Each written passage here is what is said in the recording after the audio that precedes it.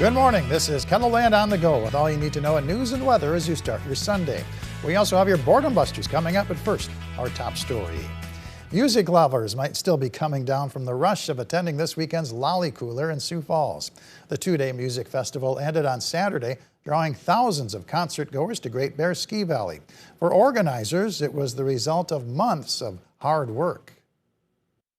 We've been working on this for over a year, and it's just been a bunch of meetings and maps and things in theory, but then here you get to see it, it's in reality. Tickets for next year's Lollic Cooler Festival are already on sale. For more information on that, head to the link attached to this story here at KELOLAND.com. It's a parking problem that Sioux Falls has already been addressing that's now getting renewed attention in Rapid City. Long vehicles with extended cabs parked along main streets in downtown Rapid City pose traffic hazards by jutting out too far into the streets. Now, these types of vehicles are common in ranch country, so the city is asking drivers to park along side streets instead. Main and St. Joe, because they're 3 lanes, those tend to have a little bit smaller areas for the parking lanes on either side. So what we would advise is for people with those extended cab vehicles, if you can find a spot on 6th Street, 7th Street, or even up on Kansas City Street or Quincy. Drivers could get ticketed for leaving their extended cab vehicles parked for too long of a period on Main and St. Joseph Streets. A federal judge has sentenced a Parma-Lee man to prison for assaulting a tribal law enforcement officer. 32-year-old Lonnie Running Bear Jr. will serve 10 months behind bars after pleading guilty in April to assaulting, resisting, and impeding a federal officer. Running Bear was arrested following a disturbance at the Parma-Lee Community Center last November. Prosecutors say he kicked the arresting officer multiple times in the chest while he was being placed in a patrol vehicle. Look for more hazy skies in South Dakota. Parts of the state remain under an air quality alert due to wildfires burning in Canada.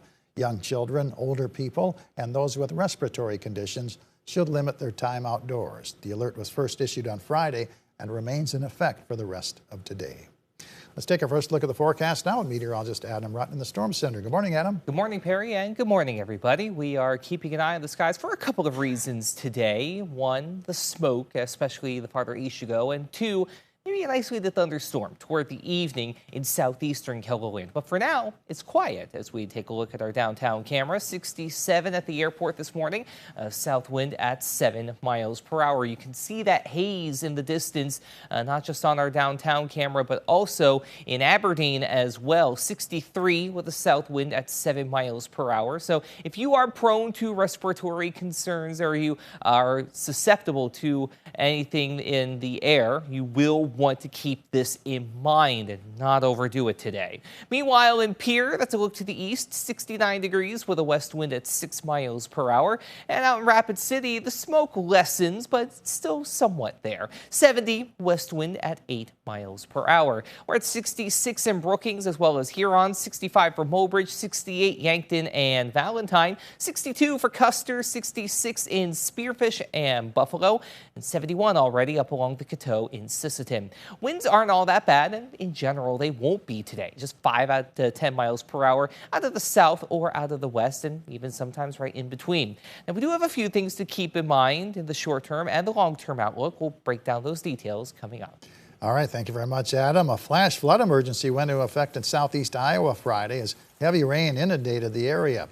This video shows 2 men checking out a partially submerged car and finding that it was abandoned. The National Weather Service urged residents to seek higher ground and avoid walking or driving through the floodwater. Friday's severe weather also resulted in a tornado touching down near Davenport. Cookies and a rich history. It's what's on the menu inside of one Sioux Falls bakery. Glenn and Elaine Koch have owned the Cookie Jar Eatery since 2002, but the business has been baking fresh treats for 70 years. Every day, the Kochs serve up freshly made breads, cookies, and other tasty offerings for their customers. It's a joy to work with people and to get to know them.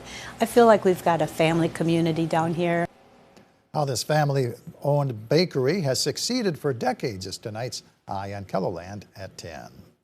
The Brookings Summer Arts Festival wraps up today at Pioneer Park. The free festival includes more than 180 artists from across the region, plus a children's area, food booths, and live entertainment on 3 stages. Today's hours are from 10 a.m. to 5 p.m.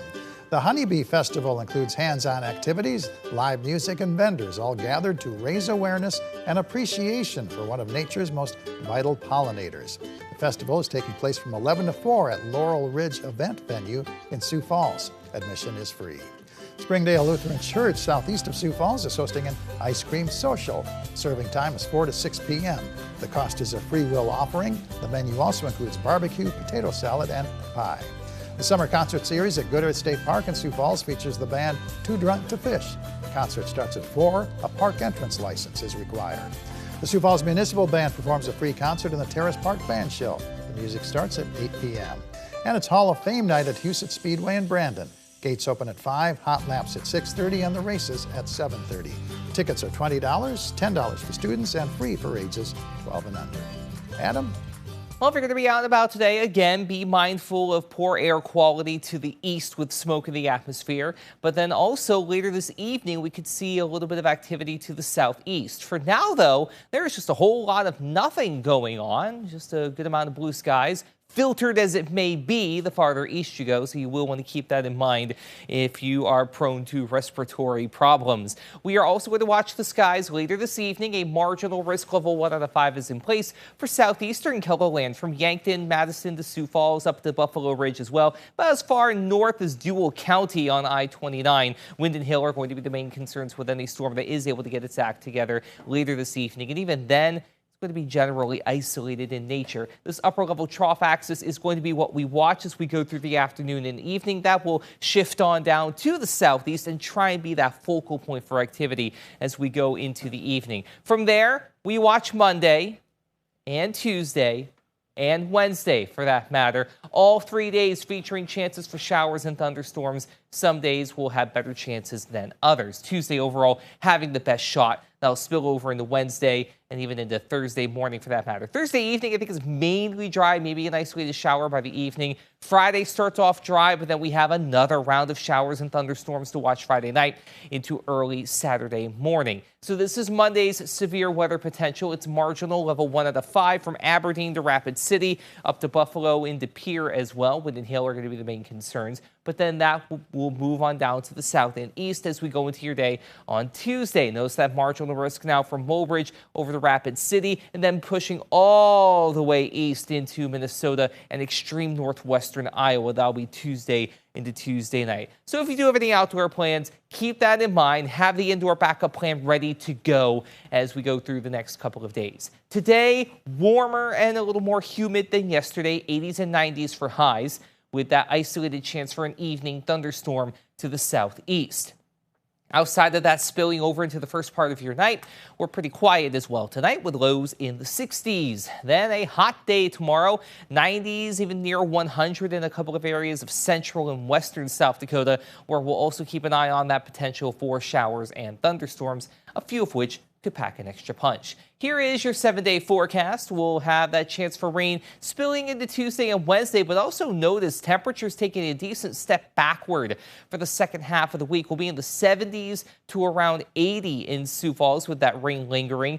In the 70s for Wednesday and Thursday up in Aberdeen. A mainly quiet day today and then tomorrow as well, 90 and 93 respectively, but better chances for rain Tuesday and Wednesday, and then Friday and Saturday up to the northeast. In central South Dakota, either side of the century mark today and tomorrow, with thunderstorms on the way Tuesday into Wednesday, a mainly quiet day Thursday. Also notice we go from around 100 today and tomorrow to the mid-70s Wednesday and Thursday. A very nice break in what is, on average, the hottest part of the hottest month of the year. We'll try and get back to average by next Saturday. And in Rapid City, 90 today, 98 tomorrow with a few thunderstorms in the evening. Better chances Tuesday and Wednesday. Could even get into the upper 60s for a high on Wednesday before you return to the mid-80s by the end of the week and then into the weekend as well. Have a great day, everybody. For more on your local news, weather, and sports, you can always head on over to KELOLAND.com.